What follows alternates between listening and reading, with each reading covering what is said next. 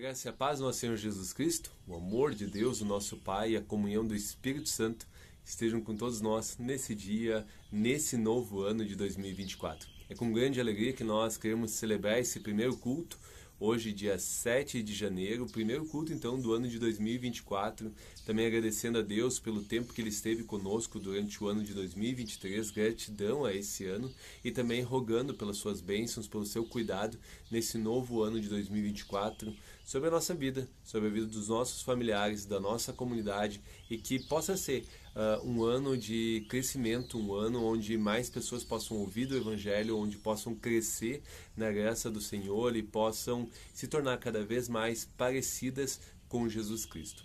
Nesse dia eu gostaria de ler o texto que é previsto para o dia de hoje.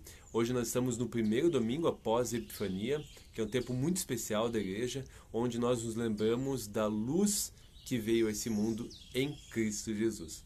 É o tempo depois do Natal e que antecede então a Quaresma, onde em Epifania nós queremos nos lembrar daquilo que Jesus Cristo fez nesse mundo, daquilo que Ele ensinou, por onde Ele passou. E nesse domingo nós nos lembramos do primeiro episódio dele, onde Ele é batizado.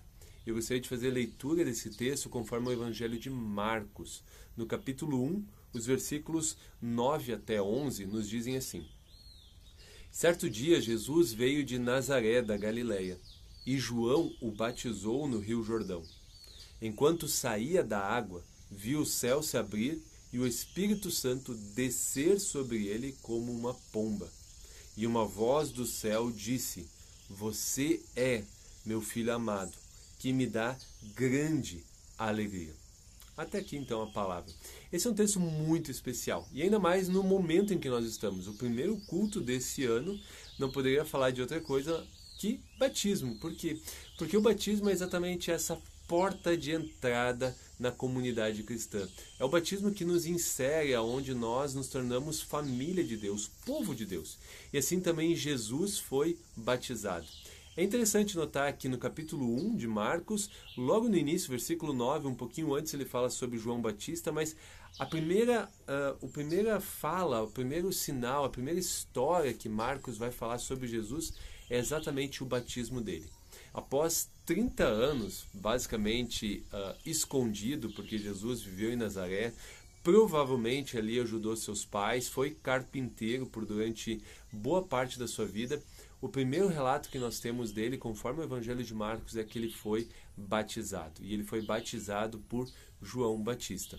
E diz que ele entra na água e quando ele é batizado, o Espírito Santo desce sobre ele em formato de pomba, como uma pomba, né? Não foi literalmente uma pomba, mas o Espírito Santo, ele parece ali, as pessoas que viam ele, viam como se fosse uma pomba, tinha o aspecto de uma pomba e desceu sobre Jesus, ungindo Jesus para o ministério que ele iria iniciar agora durante 3 anos e que a gente sabe que vai culminar na sua morte na cruz pelos nossos pecados e a sua ressurreição vencendo a morte, também nos dando a certeza de que ele venceu a nossa morte e assim ele adentrou o reino dos céus.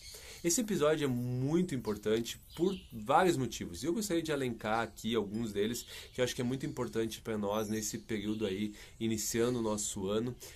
O primeiro deles é que nesse episódio do batismo nós vemos Deus, o Deus que nós cremos, o Deus triuno, que é um Deus em 3 pessoas. Nós não cremos em 3 deuses, nós não cremos num Deus que se revela de 3 formas diferentes, mas nós cremos um Deus que se revela em 3 pessoas, o Pai, o Filho e o Espírito Santo. Aqui nós temos o Filho de forma bem clara, quando ele entra nas águas, Jesus Cristo que nasceu, nós tivemos agora recentemente o episódio do Natal, quando nós vemos a encarnação, Jesus nascendo como um bebê, e agora nós vemos já ele adulto, mas ali está a segunda pessoa da Trindade. A primeira pessoa da Trindade, o Deus Pai, nós vemos quando vem essa voz do céu e diz: Esse é meu Filho amado, em quem eu me alegro. E a terceira pessoa da Trindade nós vemos no Espírito Santo, quando ele desce em forma de pomba, como uma pomba, sobre Jesus Cristo, ungindo para então o ministério dele. E por que isso é importante? Porque nós cremos um Deus que se relaciona, um Deus que é Pai, Filho e Espírito Santo. E o episódio que eu gostaria de ser central aqui para nós, nesse primeiro culto, é a fala que Deus Pai diz para Jesus, quando ele fala: esse é o meu Filho amado, em quem eu me alegro. Eu fiz questão de até agora salientar que Jesus está iniciando o ministério dele. Jesus até então ele não havia feito curas, ele não havia feito ensinamentos, ele não havia proclamado a sua mensagem. A primeira coisa que ele faz é se dirigir a João Batista e ali ele é batizado e Deus fala para ele: esse é meu filho amado. Percebam, não é por algo que Jesus faz. Muitas vezes a gente quer comprar o amor de Deus por aquilo que nós fazemos, por servir na igreja, por trabalhar para o Senhor. Essas coisas são muito importantes. E talvez ao longo desse ano, muitos de vocês que estão ouvindo essa mensagem vão se envolver em vários ministérios dentro da nossa igreja, e nós queremos isso, porque nós queremos que o reino de Deus continue expandindo, que o reino de Deus continue alcançando pessoas. Mas a gente pode falhar no sentido que a gente pense que nós vamos ser amados por Deus porque nós fazemos essas coisas. E quando nós deixamos de fazer essas coisas, Deus está aborrecido conosco. E a grande verdade aqui, já demonstrada pelo seu próprio Filho, é que Deus nos ama não por aquilo que nós fazemos, mas por quem nós somos. Deus Pai ama Jesus Cristo por quem Ele é, porque Ele é seu Filho, Ele é seu Filho amado. E essa é uma certeza que Deus quer colocar no coração de Jesus logo ao início do seu ministério. E isso aparece novamente num episódio quando Jesus sobe o monte, e ali nós temos o episódio da transfiguração, que é o momento em que Jesus se dirige a Jerusalém para ser morto, crucificado, receber a condenação dos religiosos da época. E ali Jesus ele recebe essa palavra de Deus reafirmando: você é meu filho amado em quem eu me alegro. E ali ele vai em sentido a Jerusalém. E aqui, no episódio de hoje, ele está nesse momento onde ele vai iniciar o seu ministério. Então Deus quer afirmar isso para Jesus. Isso é importante porque nós também somos filhos de Deus. Assim como Jesus é um filho amado, nós também somos filhos amados de Deus. E Jesus quer falar isso para o nosso coração quando ele diz também para nós: se você crê no meu filho, se você crê em Jesus, se você creu que ele morreu pelos teus pecados, isso te torna agora um filho meu também. Tu é adotado na família de Deus. E nós somos filhos de Deus. Jesus é nosso irmão. Nós também recebemos essa mesma palavra de Deus: você é meu filho amado, em quem eu me alegro. É claro que Jesus, ele, ao longo da sua caminhada, ele cresceu em sabedoria, ele cresceu em estatura, ele cresceu na graça diante de Deus e dos homens, e ele levou uma vida exemplar durante esses 30 anos. Mas não é por causa disso que Deus afirma isso para Jesus. Jesus, ele recebe essa palavra de Deus porque Deus, de fato, o ama e se alegra nele por quem ele é. E eu gostaria que essa certeza estivesse no seu coração hoje, iniciando esse ano. Porque ao longo desse ano nós vamos ter inúmeros momentos de euforia, momentos em que a gente vai estar bem, momentos que o nosso emocional vai estar lá no alto, mas também vai ter momentos que nós vamos estar lá embaixo, nós vamos estar tristes, nós vamos estar em momentos que nós vamos ter feito um monte de coisas erradas, e ainda assim Deus quer afirmar: se você crê no meu filho, você é meu filho amado, em quem eu ainda me alegro. Eu não te amo mais e eu não te amo menos por aquilo que você faz, mas por aquilo que você é. Eu te amo com um amor que não se pode medir. Eu te amo com um amor que nunca vai acabar. Eu te amo com todo o amor que Deus tem por ti. E é exatamente isso.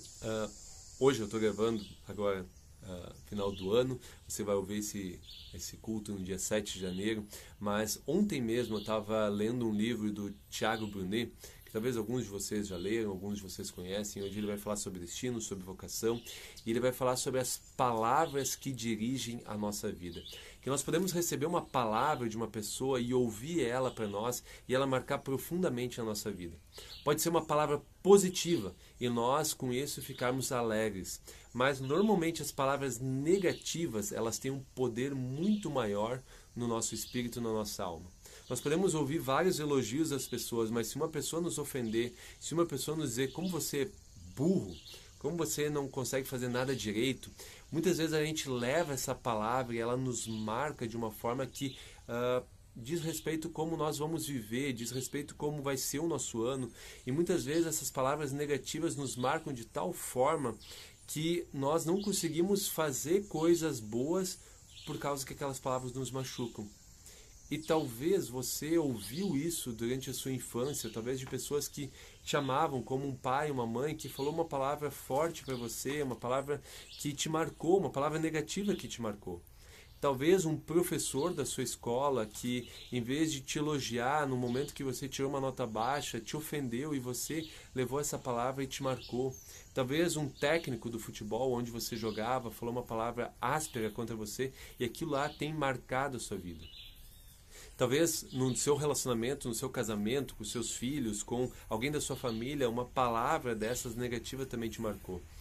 E o Thiago Brunet vai falar que palavras, elas são como veneno, palavras negativas são como veneno, e o veneno pode estar na nossa frente. E ele só vai nos envenenar quando nós bebermos desse veneno. Você consegue perceber? As palavras só vão nos envenenar quando nós bebermos elas. Se nós deixamos o frasco de veneno na nossa frente e não bebemos, elas não têm poder de nos prejudicar.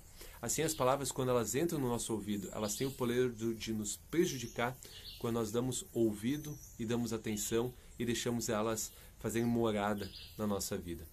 E quando Jesus ouve essa palavra, tu és o meu filho amado, em quem me alegro, com certeza essas palavras, logo em seguida, quando ele é tentado por Satanás, se você ler a sequência do texto, vai ver que ele foi tentado, é exatamente nessas palavras que ele se firma para não cair nas tentações de Satanás. Jesus, ao longo do seu ministério, ouviu essas palavras e viveu a partir delas. Ele era um filho amado de Deus, em quem Deus se alegrava. E você também pode ter essas mesmas palavras positivas, essas palavras que vêm do próprio trono de Deus para a sua vida. Jesus ali, ele foi batizado. E o batismo nada mais é do que a afirmação do amor de Deus sobre a sua vida. Se você é batizado, você pode ter essa certeza. Você é um filho amado de Deus, em quem ele se alegra. As palavras de Deus sobre Jesus também são as mesmas palavras que Deus declara sobre a sua vida no seu batismo. E nós a acolhemos pela fé, nós vivemos a partir dessa fé. Eu gostaria de encerrar com um pequeno testemunho que eu vi também esses dias, que vai falar de um personagem, um pedagogo húngaro, que se chamava Laszlo Polgár. Talvez você conheça a história dele. Ele foi um pedagogo, ele foi um psicólogo, e ele tinha uma tese, que se você criasse um ambiente que as pessoas pudessem ser estimuladas, você poderia alcançar grandes méritos com essas pessoas. E o objetivo dele foi criar suas 3 filhas num ambiente totalmente imerso do xadrez. Então, eles tinham quadros de enxadristas, eles tinham tabuleiros de xadrez pela casa, eles tinham livros de xadrez espalhados, e as suas 3 filhas cresceram nesse ambiente. E ao final, essas 3 filhas, uma se tornou uma mestre de xadrez e as outras 2 se tornaram grão-mestres, que talvez é o título principal dos jogadores de xadrez. Então essas 3 filhas que ao longo da sua caminhada cresceram nesse ambiente, se tornaram profissionais, grandes pessoas reconhecidas no mundo do xadrez. Por que eu trago essa história? Porque ao longo desse ano você vai viver em diferentes ambientes. Você vai viver em diferentes lugares. E eu gostaria de te estimular a que ao longo desse ano você pudesse ter essa certeza. Você é um filho, uma filha amada por Deus, em quem Ele se alegra. Que essas palavras possam dirigir a sua vida, que essas palavras possam conduzir a sua caminhada, que você possa estar imersa nessas palavras. E quando a gente não tem essa certeza, quando a gente fica nas dúvidas sobre isso, que a gente possa usar a mesma, talvez técnica, a mesma coisa que Lutero fez. Diz que Lutero, na sua escrivaninha, quando ele ouvia as tentações de Satanás, tentando fazer com que ele se desviasse dos caminhos da reforma, ele escreveu, grafou com a sua faca, na sua escrivaninha, sou batizado. E se você é batizado, se você tem fé em Jesus Cristo, que você possa ter a mesma certeza, quando a sua fé fraqueja, quando a sua fé é fraca, creia no Deus que é maior do que a sua fé. E você possa afirmar também, sou batizado, sou amado por Deus. E ao longo desse ano de 2024, quando você servir na igreja, quando você se unir a um ministério, quando você estiver participando das coisas da igreja, ou mesmo quando você estiver lá no seu trabalho, lá na sua vida, lá cuidando dos seus filhos, trabalhando, cumprindo as suas horas de trabalho, que você possa se lembrar, eu sou um filho amado, e aquilo que eu faço, eu não faço para mim mesmo, eu faço para Deus. E eu gostaria de encerrar agora assim com uma outra palavra que Lutero escreveu. Ele diz assim, a vida cristã não é mais do que batismo diário. Batismo não é uma coisa que ficou apenas lá atrás. Batismo é uma coisa que se renova diariamente nas nossas vidas. A cada manhã nós somos chamados por Deus a lembrar que nós fomos batizados. Que essas palavras possam estar no seu coração e que nós possamos, de fato, ao longo desse ano de 2024, ter essa certeza. Estar mergulhado nessa certeza que nós somos amados e que Deus se alegra em nós. Que Deus te abençoe. Amém. Eu gostaria de deixar um rápido aviso. Hoje é dia 7, na semana que vem, dia 14, nós continuamos com o culto online e no dia 21 nós retornamos então ao nosso culto presencial às 19 horas. Aqui na descrição do vídeo nós temos nossa chave Pix. Então se você quiser fazer a sua oferta, o seu dízimo, as nossas contas elas continuam vindo nesse mês de janeiro, então é muito importante que você possa fazer a sua contribuição, entregar o seu dízimo. Como nós não temos os cultos presenciais, se você puder fazer por chave Pix, vai nos ajudar muito nas nossas responsabilidades financeiras. Então eu te convido a também, após esse vídeo, poder fazer então também a sua contribuição, entregar o seu dízimo de forma online, mas que seja uma oferta de gratidão para o nosso Deus. E queremos encerrar esse culto também orando. Senhor Deus, obrigado por esse primeiro culto que nós podemos ter nesse ano de 2024. Obrigado por todo o teu cuidado ao longo do ano de 2023 e nos abençoa nesse novo ano. Que nós possamos nos lembrar que nós somos filhos amados teus, ó Senhor, que nós fomos batizados e pela fé nós recebemos a morte e a ressurreição de Jesus Cristo na nossa vida, por isso nós também morremos pelo nosso pecado e queremos renascer, ressuscitar para uma vida nova, nascermos novamente contigo, ó Senhor. Que nós possamos viver o nosso batismo a cada novo dia. E tudo mais nós colocamos na oração que Jesus nos ensinou. Pai nosso que estás nos céus, santificado seja o teu nome, venha o teu reino, seja feita a tua vontade, assim na terra como no céu. O pão nosso de cada dia nos dá hoje e perdoa as nossas dívidas, assim como nós também perdoamos aos nossos devedores. E não nos deixes cair em tentação, mas livra-nos do mal, pois teu é o reino, o poder e a glória para sempre. Amém. Que o Senhor Deus te abençoe e te guarde, que o Senhor Deus faça resplandecer o seu rosto sobre ti e tenha misericórdia de ti. Que sobre ti o Senhor levante o seu rosto e te dê da sua paz. Que assim abençoe o Deus que é Pai, Filho e Espírito Santo. Vamos na paz do Senhor e sirvamos a Ele com alegria, tendo a certeza que somos amados por Ele. Amém.